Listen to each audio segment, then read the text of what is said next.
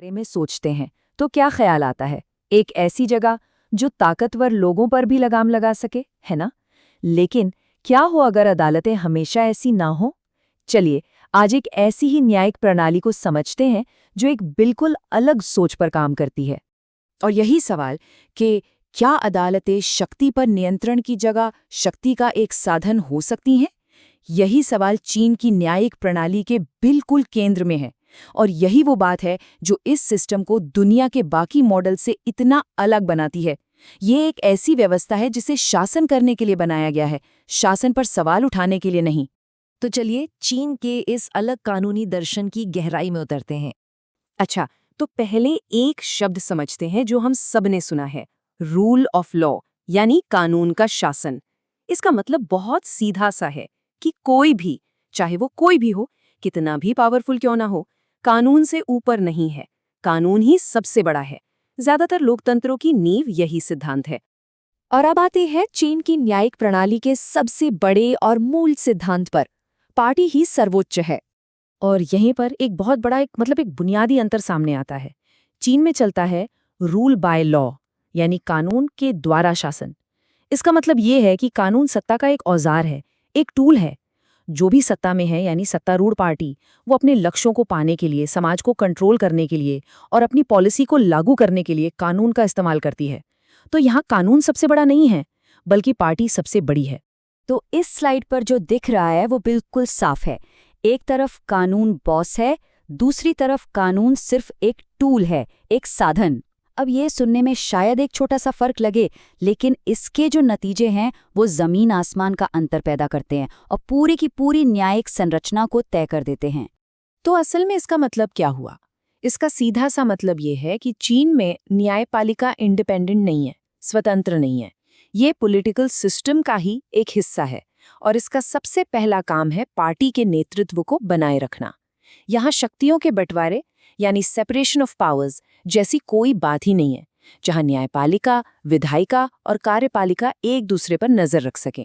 ठीक है, तो ये तो हुई सिद्धांत की बात, पर असल में प्रैक्टिस में ये सिस्टम काम कैसे करता है? आइए अब वो देखते हैं। और इस प्रणाली का शायद सबसे बड़ा और सीधा नतीजा यही है। चीन की अदालतें कानूनों को रद्द नहीं कर सकती। उनके पास जुडिशियल रिव्यू, यानी न्यायिक समीक्षा की शक्ति है ही नहीं। मतलब वो देश की संसद, नेशनल पीपल्स कांग्रेस के बनाए किसी भी कानून को असंवैधानिक या अवैध घोषित नहीं कर सकती, बिल्कुल भी नहीं। तो सवाल उठता है कि अगर अदालतों के पास ये शक्ति नहीं है तो फिर किसके पास है? जवाब है नेशनल पीपल्स कांग्रेस, या जिसे एनपीसी कहते हैं। ये चीन की सबसे बड़ी विधायिका है और सभी अदालतें सारी की सारी इसके अधीन हैं। यहाँ तक कि संविधान की व्याख्या करने की जो शक्ति है वो भी अदालतों के पास नहीं, बल्कि एनपीसी की स्टैंडिंग कमिटी के पास है। अब अदालतों का जो ढांचा है वो खुद एक पिरामिड की तरह है। सबसे ऊपर है सुप्रीम पीपल्स कोर्ट, जो नीचे की सभी अदालतों की निगरानी करता है। लेकिन ये भी समझना जरूरी है कि ये पश्चिमी देशों के सुप्रीम कोर्ट की तरह बिल्कुल काम नहीं करता।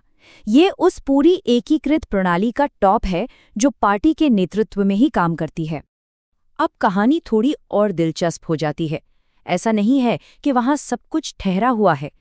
चीन अपनी न्यायिक प्रणाली का आधुनिकीकरण भी कर रहा है और इसकी वजह से सुधारों और राजनीतिक नियंत्रण की जो हकीकत है उसके बीच एक तनाव सा पैदा हो गया है। देखिए, पिछले कुछ दशकों में चीन ने न्यायिक सुधारों पर काफी काम किया है। जजों को ज्यादा प्रोफेशनल बनाना, केस दर्ज करने की प्रक्रिया को आसान बनाना, अरे यहाँ तक कि अदालतों में आर्टिफिशियल इंटेलिजेंस का इस्तेमाल करना भी शुरू कर दिया गया है। ये सब आधुनिकीकरण के ही प्रयास हैं। इन सुधारों को लेकर अलग अलग राय हैं। कुछ एक्सपर्ट्स जैसे कि रैंडल प्यूरेनबूम, उनका तर्क है कि इन सुधारों से वाकई फर्क पड़ रहा है। वो कहते हैं कि चीन एक थिन रूल ऑफ लॉ, यानी एक पतले कानून के शासन की तरफ बढ़ रहा है।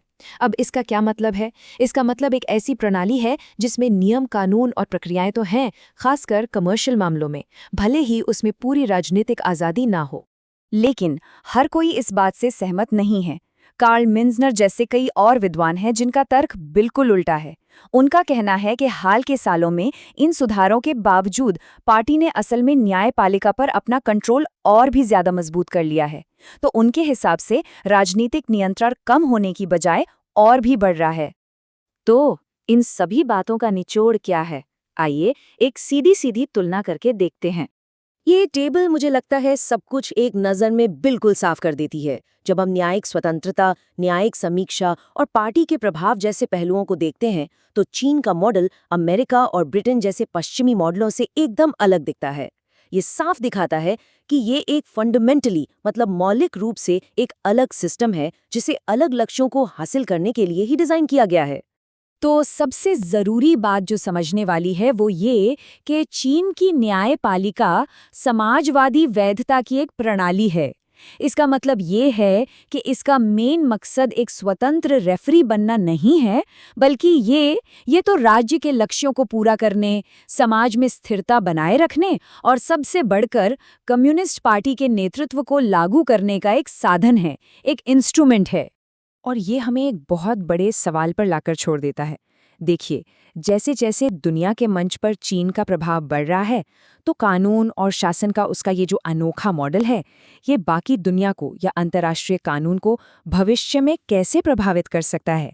ये एक ऐसा सवाल है जिसका जवाब हमें आने वाले सालों में ही देखने को मिलेगा।